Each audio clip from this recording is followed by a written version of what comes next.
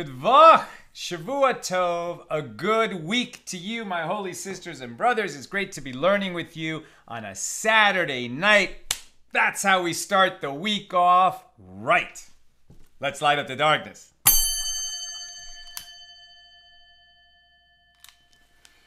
And who is with us on a Saturday night? Melissa in Great Neck, New York. I'm always so impressed when we have our Motzi Shabbos show Saturday night. The people on the East Coast and beyond burning past the midnight hour to learn Torah. It's beautiful. Guy in Ohio. Harry Weiss is now in LA. Yes, you are. Leona saying good evening to late night friends. Bill is in San Francisco and glad to be able to catch this one in person. Paula in Chicago. Harry's thanking me for being a good Gabbai. And Harry, thank you for being a good Cohen today in Shul. Sharon in Lebanon, New Jersey. Franco in Trieste, Italy from across the pond. Ryan saying Shavua Tov. Where is it? From Jacksonville, Florida. Lindsay in Cincinnati. Tom in Pennsylvania. John by candlelight in Scotland. I mean, is it even dawn already over there? That's amazing. So great to have you with us. And over there on the YouTube side, Aoife in Florida. Yitzhak in Kansas City. Lynn in North Texas. Welcome, everybody. Where are we holding? This is Daf Samech Ches, page 68 here in Tractate Yevamos. We're in chapter 7, continuing our discussion of Mishnah number 3.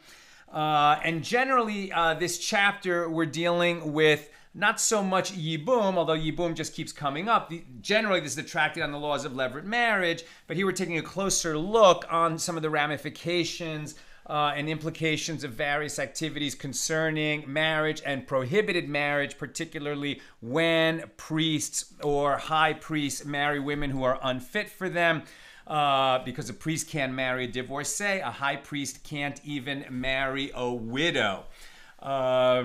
And then what happens at the beginning of the chapter, we were talking about, well, if it's a prohibited marriage and she brings slaves with her into the marriage, as was permitted, at the time that the Torah was given, when slavery was in existence. So if, who can eat teruma, consecrated food?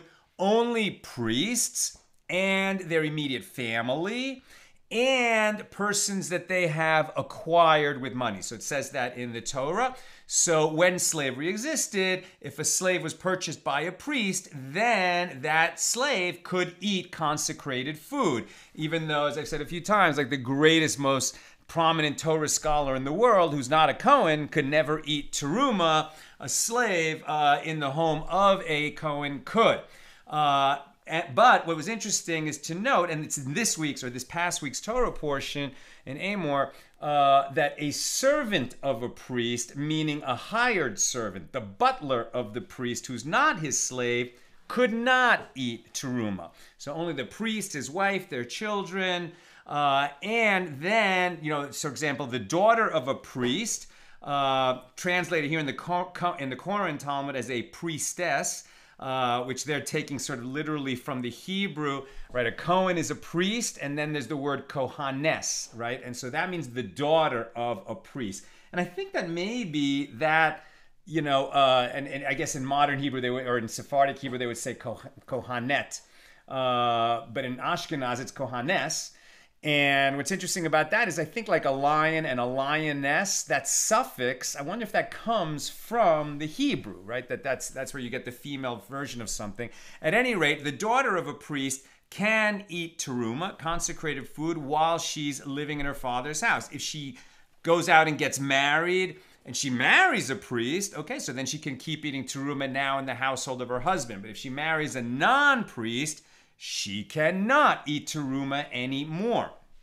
If her marriage to the non-priest ends through divorce or he dies, she comes back to her father's house. Now she can eat teruma again. But if she has a son by the non-priest, then she cannot return to her father's house in terms of eating teruma. She could certainly go back and live with her father in his house, but she can no longer eat of the consecrated food. Okay. And by the way, and somebody asked, I think Sharon asked I don't have a further answer than what I surmised yesterday about, why should they eat teruma? I believe it's a mitzvah to eat teruma. It's certainly a mitzvah not to let it go to waste. But if you just think about in ancient times, when the temple was standing and it was a holy nation in the land, and everybody was tithing, so it was just a significant amount of produce that was set aside for the priests as a kind of a tax to support the priests so that they would be free to perform their priestly duties and so that they would be honored. It is definitely a mitzvah to honor the priests, and part of that is giving them the priestly tithe. So they would just receive, the 2%, the first 2% of all the produce that was being grown in the land, whether it was wheat or oats or apples or olives or wine. In all these matters, they would receive a 2%. So it's not like they had to eat it, but it replaced their groceries. So I'm sure they were grateful to eat it. Okay, we picked this up on 68a. So it is also, and so here in this Mishnah number 3, we're talking about relationships that almost rise to the level of marriage, but not quite, right? So for example, a boy, and then we're going to start talking about that in a moment. So a boy who's a minor, if they marry him off to a woman who is the daughter of a priest, and he is not a priest, right? So if they betroth him, first of all, if you're betrothed, you don't get to eat teruma because, for example, if a non-Cohen woman, or not the daughter of a priest, but just an Israelite woman becomes betrothed to a priest, so she cannot yet eat teruma, not until they're fully married. But if she's the daughter of a priest and she becomes betrothed to a non-priest, then that betrothal disqualifies her from continuing to eat teruma in her father's house. So these approximations of marriage, either because it's betrothal, which counts as marriage in many contexts, but not to qualify somebody to eat teruma, or if somebody is married to a minor who's not really a full adult yet to fully realize that marriage, so then at that point, that marriage will disqualify somebody a woman who could eat teruma before. Now she can, but it won't qualify a woman who couldn't eat teruma before to start eating it now. So here, 68a, little from the top. It is also taught in the Mishnah that a 9-year-old boy disqualifies a woman from partaking of teruma and does not enable her to partake, right? So this marriage to this 9-year-old boy, as you can imagine, we're putting aside right now the morality of a woman being with a minor. Of course, there's a different set of legal implications. And as we've seen, having sex with a child is rape in every sense.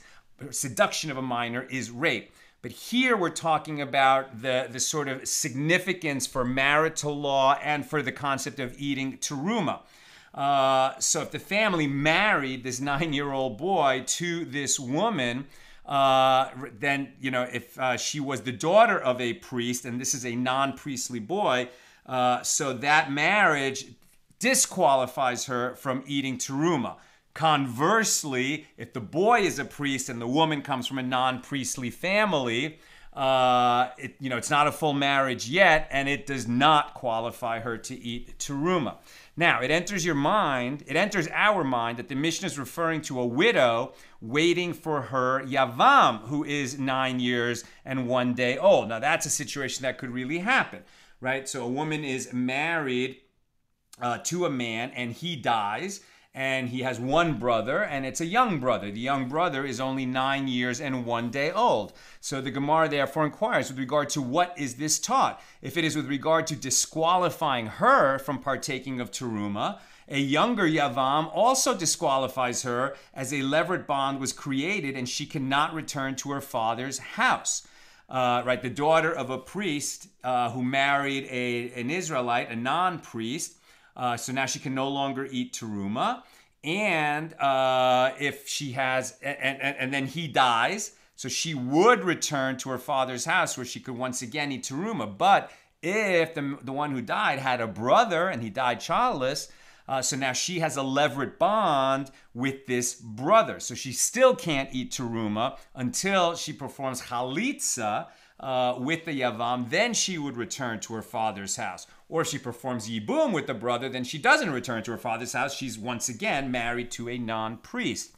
So if it is with regard to disqualifying her from partaking of teruma, a younger yavam also disqualifies her, as a levirate bond was created, and she cannot return to her father's house. And if it was with regard to enabling her to partake of teruma, an older yavam does not enable her to partake either, as discussed above. So Abaye said, here we are dealing with a 9-year and 1 day old yavam, who already engaged in intercourse with his yevama, as she was thereby acquired by him by Torah law. What they're saying is, irrespective of the idea of seducing a minor, the fact is, like, if a boy is 9 years and 1 day old and he has intercourse with a woman, then it's considered intercourse in terms of the ramifications of what intercourse produces, like enabling one to eat teruma or disqualifying one to eat teruma.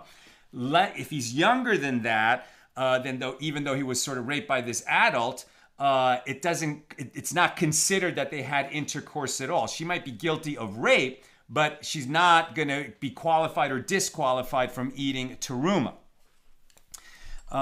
So it might enter your mind to say that since by Torah law she was acquired by him, like he married her through that intercourse, as the legal status of his active intercourse is that of intercourse, so perhaps he enables her to partake of teruma. And the Mishnah therefore teaches us that the sages rendered the legal status of the intercourse of a 9-year and 1 day old boy like that of levirate betrothal, by means of money or a document performed by an adult man, which creates a betrothal but does not qualify the woman to eat of teruma if the boy is a priest and she's not. But it is sufficient to disqualify her from eating teruma if she's the daughter of a priest and the boy is a Yisrael. It's not sufficient for her to enable her to partake of teruma in the first case. Since levirate betrothal is effective only by rabbinic law, the yavam is not considered the acquisition of his money by Torah law, and she may not partake of teruma. Let me mention before I go any further, no class tomorrow night. We'll make an announcement on the page. But I should have mentioned earlier, there's no class tomorrow night. Sunday, I'm going to be traveling for the day. And with God's help, we'll resume on Monday night. Okay, Rava said to him, if so, consider the latter clause of the Mishnah, which teaches that a boy with regard to whom there is uncertainty whether he is 9 years and 1 day old, and uncertainty whether he is not, he disqualifies a woman from partaking of teruma, and he does not enable her to partake. Now, that according to your explanation, one who is definitely 9 years old does not enable her to partake of teruma, is it necessary to teach the same concerning a boy with regard to whom there is uncertainty as whether or not he reached that age? Rather, Rava said that the Mishnah is teaching this law with regard to a 9-year and 1 day old boy who is one of those unfit males listed in a baraisa, who disqualify a woman from marrying a priest by their intercourse, as they are unfit to enter the assembly of Israel through marriage, as it is taught in a baraisa. Right? So these are people who a Jewish woman should never have intercourse with. And if she did have intercourse with them, it's going to disqualify her from ever marrying a priest.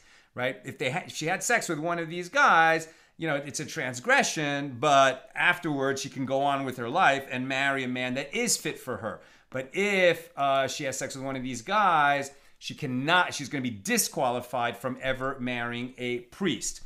And so who are they? An Ammonite or a Moabite convert, or one who is an Egyptian or an Edomite convert, or who is either a Samaritan, a Kuti, or a Gibeonite, or a halal. A halal is the offspring of a prohibited union, right? If a priest married a divorced woman, which is prohibited to him, and they had a child, that child is a halal. Cannot serve as a priest, cannot marry a priest. Or a mamzer, right? That's the offspring of an incestuous union. When he engaged in intercourse with a daughter of a priest. A Levite or an Israelite, he has thereby disqualified her from ever marrying a priest, and in the case of the daughter of a priest, from partaking of teruma. Now, the Gemara raises a difficulty from the fact that the latter clause, the next Mishna on page 69a, teaches that if men who are unfit to enter the assembly of Israel, what is going on with my computer? Teaches that if men who are unfit to enter the assembly of Israel by marriage engage in an extramarital intercourse with a woman, they disqualify her from marrying into the priesthood. It may be inferred, right? So a woman who has ever had extramarital sex committed, it's a big sin. So she, can make an atonement for that, but she can never marry a priest. So it may be inferred in the first clause of the Mishnah above, we are dealing not with unfit individuals, but with men fit to marry Jews of unflawed lineage. And the Gemara answers, the inference is incorrect. The first clause of the Mishnah is dealing with those unfit to enter the assembly of Israel by marriage, while the latter clause is dealing with those who are merely unfit to marry a priest. And that is why the Mishnah is referring to them separately. Accordingly, Rava's explanation that the Mishnah is referring to an unfit 9-year-old boy remains viable. Now the Gemara addresses the matter itself and cites the complete Baraisa. A 9-year and 1-day-old boy who is an Ammonite or a Moabite convert, or who is an Egyptian or an Edomite convert, or who is either a Samaritan or a Gibeonite or a Halal or a Mamzer, when he engaged in intercourse with a priestess or a Levite or an Israelite, he thereby disqualified her from marrying into the priesthood. And Rabbi Yosef says, of the individuals mentioned above, anyone whose offspring is unfit to enter the assembly of Israel disqualifies a woman with whom he engaged in intercourse from marrying into the priesthood. However, anyone whose offspring is not unfit does not disqualify a woman through intercourse. Rabban Shimon ben Gamliel says, anyone whose daughter you may marry his widow, even if you are a priest. Anyone whose daughter may marry a Jew of unflawed lineage does not disqualify a woman with whom he engaged in intercourse from marrying into the priesthood. And anyone whose daughter you may not marry his widow if you are a priest. And the Gemara asks, from where are these matters derived? That intercourse with an unfit man renders a woman unfit to partake of teruma and marry a priest. And Rabbi Yehuda said that Rav said, the verse states, this is Leviticus 22:12, and if a priest's daughter be married to a common man, ish zar, she shall not eat of that which is set apart from the sacred. And it may be derived that since she engaged in intercourse with one who is unfit for her, he disqualified her from marrying into the priesthood, as the literal meaning of the expression ish zar is a man who is excluded. And the Gemara asks, that verse is necessary to teach the law that the Merciful One says, the daughter of a priest who marries a non-priest, even one that she is permitted to marry, may not partake of teruma. Therefore, it cannot be the source of the law that intercourse with an unfit man renders a woman unfit to partake of teruma and marry a priest. So the Gemara answers, that prohibition is derived from the verse, but if a priest's daughter be a widow or divorced and have no child and is returned to her father's house, as in her youth, she may eat of her father's bread. That's Leviticus 22:13. Now, from the fact that the Merciful One says, and is returned to her father's house, she may eat, it may be inferred that initially, while married to a non-priest, she was not permitted to eat. Therefore, the prohibition against a woman who engaged in intercourse with an unfit man, partaking of teruma, may be derived from the former verse, as it is not necessary for this halacha, for this law. So the Gemara rejects this answer. If the prohibition against the daughter of a priest who married a non-priest, partaking of teruma, had been derived only from that latter verse, I would have said that it is a prohibition that stems from a positive mitzvah, as it is stated in the positive form, and according to the principle that a prohibition that stems from a positive mitzvah is a positive mitzvah, she would not be liable to receive a court-imposed punishment. The Merciful One therefore writes that former verse to establish an explicit prohibition. And the Gemara counters, the prohibition against the wife of a non-priest partaking of teruma is derived from a different verse. The simple verse, no common man may eat of the sacred. That which is set apart for the priest, only the priests can eat. And the Gemara rejects this assertion. That verse is necessary to teach its own basic law, that a non-priest is prohibited from partaking of teruma. So the Gemara responds, 2 prohibitions with regard to a common man are written, one in the verse previously cited and the other in Leviticus 22:13. But there shall no common man eat of it. One of them prohibits a non-priest from partaking of teruma, while the other is referring to the daughter of a priest who is married to a non-priest, so she can no longer eat teruma. So the Gemara asks, one of these verses is still necessary to teach another law that is taught by Rabbi Yosef, the son of Rabbi Hanina. As Rabbi Yosef, the son of Rabbi Hanina, said, that the phrase, no common man, indicates that I, God, said to you that commonness, i.e., being not a priest, renders one unfit to partake of teruma. But acute mourning, i.e. mourning on the day when one's close relative died, does not render one unfit to eat teruma. And the Gemara answers, this teaching of Rabbi Yosef, the son of Rabbi Hanina, is derived from a superfluous word in the verse, as it could have stated, a common man may not eat a common man may not eat of the holy thing. But instead the verse states, no common man. The word no is superfluous, and it teaches an additional law. We are on 68b now. The Gemara asks the verse, and if a priest's daughter be married to a common man, from which Rav derived the law being discussed, that intercourse with an unfit man, that intercourse with an unfit man renders a woman unfit to partake of teruma and marry a priest, is still necessary for that which is taught in the following Baraisa. When a priest's daughter returns to her father's house after the death of her Israelite husband, she resumes partaking of teruma, but she does not resume partaking of the breast and the right hind leg of sacrificial offerings. Right? That's a separate food that's set aside only for priests to eat when the temple is standing and people bring a sin offering. Part of the sin offering is given to the priests to eat and their households. So it seems like perhaps the daughter of a priest who goes out, gets married, and then splits from her husband and comes back to her father's house, she can resume eating teruma, but can she resume eating the priestly portions of the sacrificial offerings? And Rav Chisda said that Ravina, the son of Rav Shelah, said, what is the verse from which this is derived? As it is written, and if a priest's daughter be married to a common man, she may not eat of that which is set apart from the sacred. And this implies that even after her husband's death, she may not partake of the portion separated from consecrated offerings. Therefore, the verse cannot be the source for the above law. And the Gemara answers, well, if so, if this is the only law derived from this verse, let the verse merely write, she may not eat of the sacred. What is the significance of the seemingly superfluous expression that she may not eat of that which is set apart from the sacred? Conclude from this that the prohibition is referring to 2 deeds. The daughter of a priest who engaged in intercourse with an unfit man may not partake of teruma, and if she weds a non-priest, she may not partake of the priestly portion of offerings, the breast and right hind leg. And the Gemara asks, we found a source for a priestess, right? A kohanis, the daughter of a priest. From where do we derive the same law with regard to a Levite or an Israelite woman who engaged in intercourse with an unfit man, i.e. that she may not partake of teruma even if she marries a priest?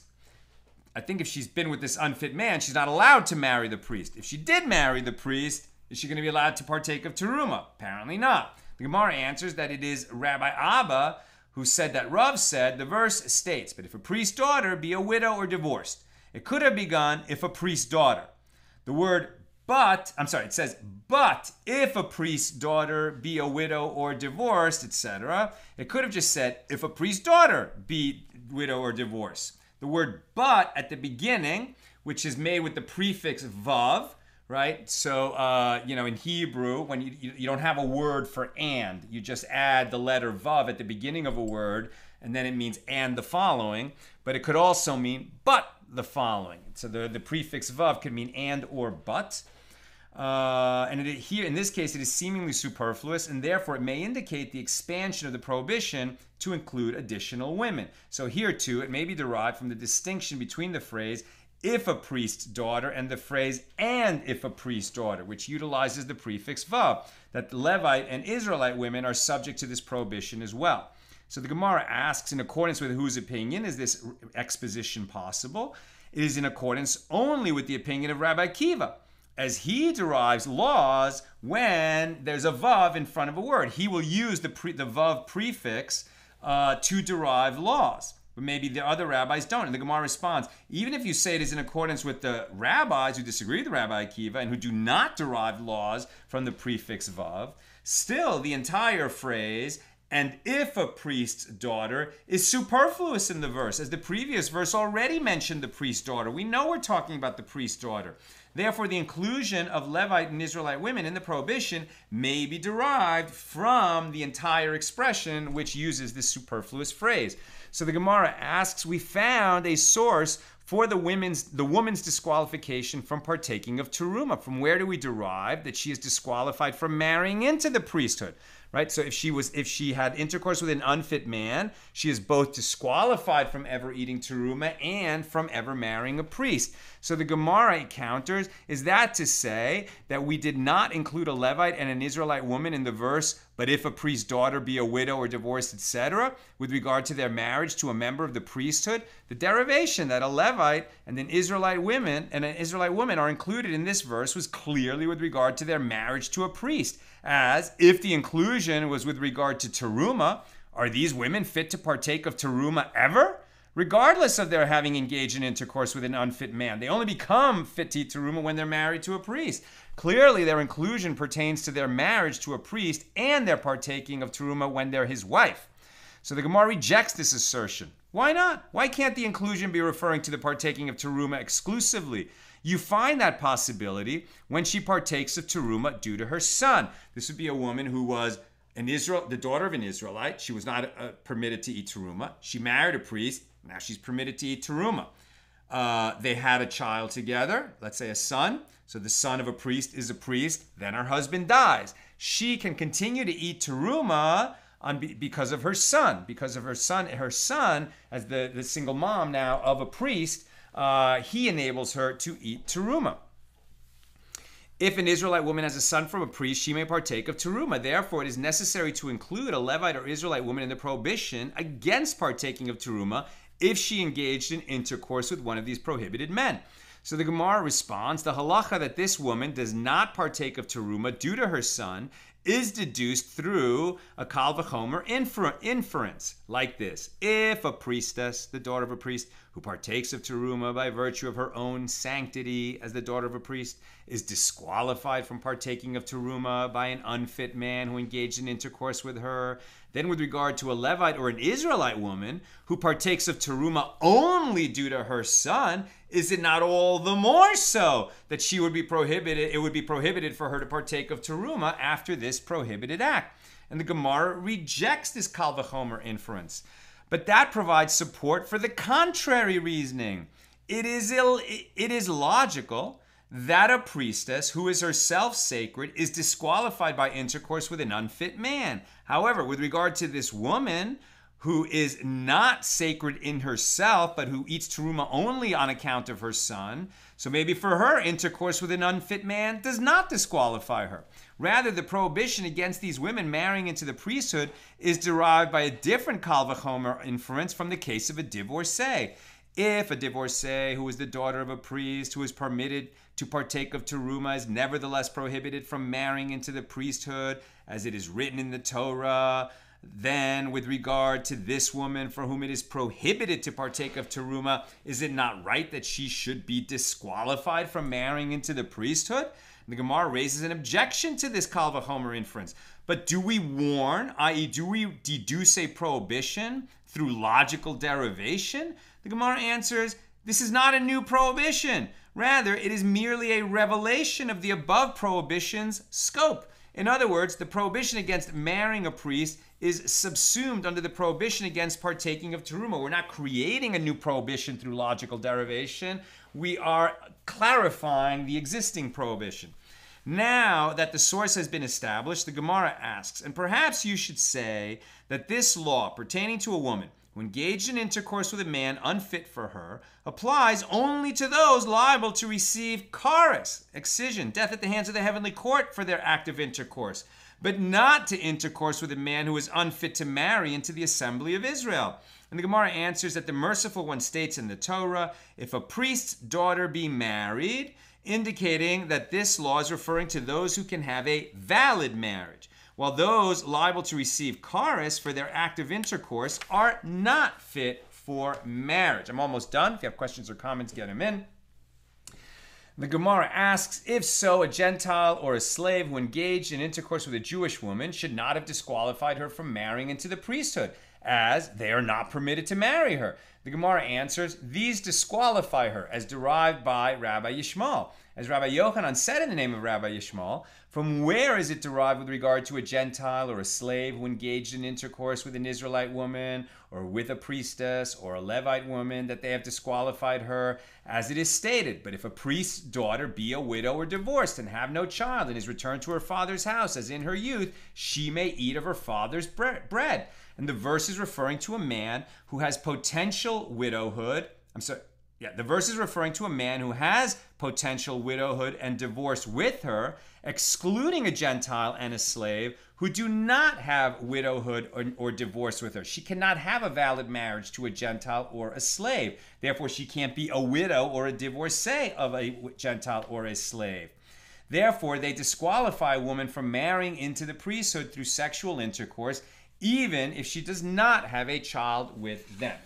Jewish woman ever marries a Gentile man or a slave or just has sex with them, she can't marry them. If she has sex with one of them, then she will be forever prohibited from marrying a priest, though she could marry any other Jewish man after making a suitable atonement for the intercourse. Okay, that's what I've got for us tonight. Reminder, no class tomorrow, Sunday night. I will be traveling, and with God's help, we'll resume on Monday night at the regular time, 6 p.m. Pacific. Okay, let's check comments or questions here on Yevamos 68. Sharon, wouldn't it be Kohanit or Bat Kohan for the feminine of Kohan? Yeah, well, you would think. You would think. But I think it's written Kohanet or Kohanes. Let me just double check it. I thought I saw that. I'm sure I did. You would think it would be. And maybe what it is the Kohanes is in Aramaic. Maybe, right? Maybe. Where am I? Where am I talking about? A priest's daughter, where it's written in the Hebrew. It's like over and over until I'm actually looking for it.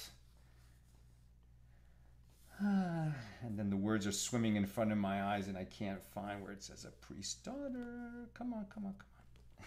Didn't we just read priest's daughter over and over and over? And a priest's daughter... I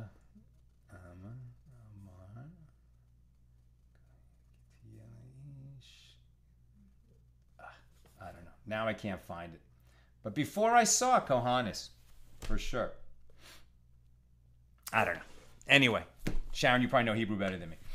Several questions from Tom. If the priest is betrothed to a Yisrael, what does she eat until the marriage? If a priestess is betrothed to a Yisrael, she just eats regular food, right? I'm sorry. If a Kohanis, right, is a daughter of a priest, is betrothed to a Yisrael, what does she eat until the marriage? Because the betrothal disqualifies her from eating teruma. Right. So it's not that the only food in her father's house is teruma, although they probably could fill the larder with teruma. But since we've seen that betrothal disqualifies her from eating teruma, right, that she's still living in her father's house, it's definitely they're gonna have to make like special, not dispensation, not obligation, arrangements. They're gonna have to make special arrangements, right? Since once she's betrothed to a non-priest, she can no longer eat teruma. Now, all of this is not happening in modern times, right? It hasn't happened in thousands of years. But when the temple is standing and all the land, all the people in Israel are setting aside teruma for the priests, so then, yeah, right? So the daughter of a priest who becomes betrothed to a non-priest. And it's not like in these days where we do the betrothal and the marriage on the same day, Erusin and Nisuin, but like in old times where they did the betrothal a year before the marriage, they would have to make that special arrangement that she could, live in her father's house, but not eat teruma. There has to be other food there that's not teruma. And if a priest marries a priest, if a priestess marries a priest and then they divorce, is she permitted to still eat teruma? So you would think that's the obvious answer. Like, well, she was permitted to eat teruma when she's in her father's house. She's permitted to eat teruma when she's in her husband's house because she's the daughter of a priest who marries a priest. And then, she is divorced or widowed from the priest, so she returns to her father's house. Why couldn't she eat teruma? If she had a child, then no, right? I'm sorry, if she's pregnant, then no. If she has a son, then for sure she can eat on account of the son, not on account of her father, right? She can eat teruma on account of her son. But if she has a daughter, then I don't think so. She can't return to her father's house in terms of eating his teruma because she now has a child and that changes her status. And she can't eat on behalf of the daughter because women are only qualified to eat teruma, in their father's house or while married to a priest. So being the mother of a priest's daughter, I don't think is enough. But it's a great question. Okay, that's what I've got for us today. With God's help, we'll be together again on Monday night. No class tomorrow. See you, God willing, Monday night, 6 p.m. Pacific.